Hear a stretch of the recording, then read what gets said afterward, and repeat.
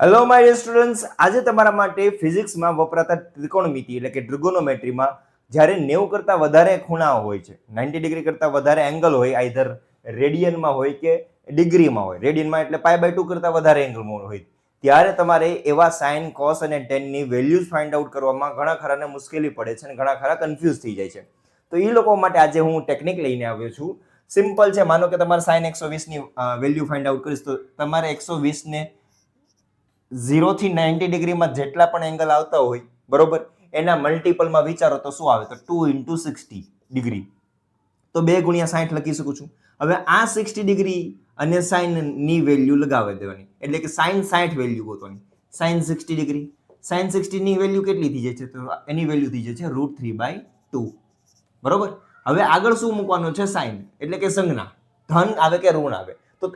તો તમારે આખો ખણાના આધારે તમારે નક્કી કરવાનું છે કયું ચરણ આવે. 120 ડિગ્રી કયા ચરણમાં હોય? તો સિમ્પલ છે, બીજા ચરણમાં. બીજા ચરણમાં સાઇન નક્કી કરો. સાઇન છે કેવું હોય? ધન હોય. ધન હોય તો પ્લસ લખી નાખજો, કેમ કે અહીંયા સાઇન છે તો ધન છે, પ્લસ આવશે. સિમ્પલ વસ્તુ.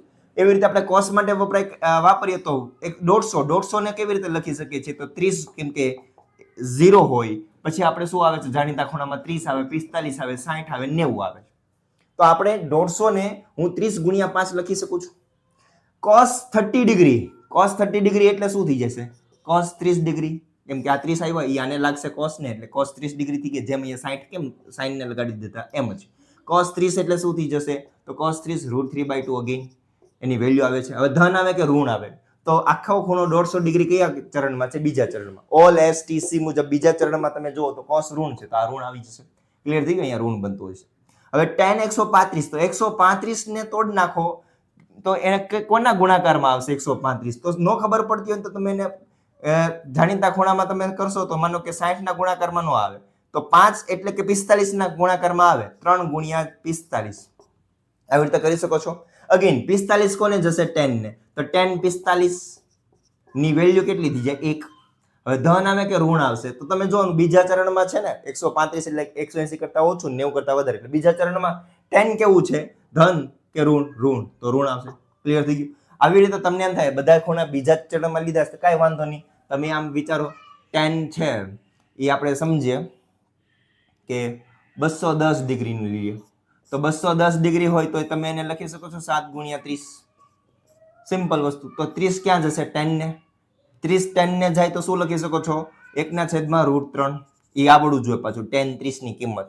હવે ધન આવે કે ઋણ આવે? તો કયા ચરણમાં છે? 210 આ ચરણમાં આવશે. ત્રીજા ચરણમાં તો tan કેવું આવશે? ધન, તો ધન લઈ લેજો. એ આવી રીતે તમે એની વેલ્યુ નક્કી કરી શકો છો. ધન, ઋણ, એ સાઇન સાથે એની વેલ્યુ કઈ આવશે. હવે રેડિયનમાં જોઈએ તો sin π/2 સિમ્પલ છે, 11 π/2. તો તમને ખબર છે π/2 એટલે 90 ડિગ્રી થાય છે. તો sin 90, આ 90 ડિગ્રી આને લગાડી દો એટલે sin 90. sin π/2 તમને બધાને ખબર છે ને? sin π/2 એટલે 90 ડિગ્રી. એની વેલ્યુ શું થાય છે? 1. હવે ધન આવે કે ઋણ આવે? તો તમે વિચારો 11 π/2 ક્યાં આવે? તો સિમ્પલ છે, 11 π/2 કઈ જગ્યાએ આવશે? ઉપર આવે કે નીચે આવશે? તો તમને એ ખ્યાલ હોવો જોઈએ.